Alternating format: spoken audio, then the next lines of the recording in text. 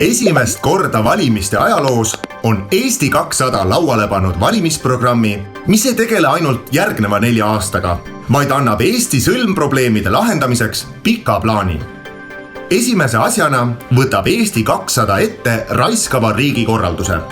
Teeme nulleelarve ja alustame riigireformiga.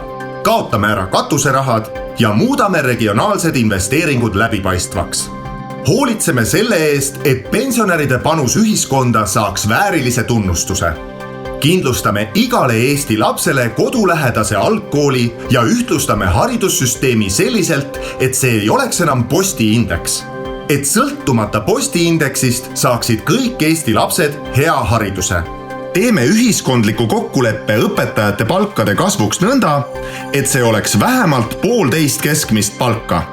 Reformime seda, kuidas riik kodanikuga suhtleb. Tark riik on taotluste vaba. Kanname hoolt, et meie laulupidude ja tantsupidude kultuuri eestvedajatel jätkuks rammu. Anname jõudu kodumaistele ettevõtetele, et tekiks rahvuslik kapital ja rahvuslik rikkus. Selle teenistusse rakendame tänased ülimadala tootlusega pensionifondid ja paneme raha tulevaste pensionäride heaks kiiremini kasvama. 2025. aastaks on Eesti riik, kus põhitrassid on laupkokkupõrke vabad.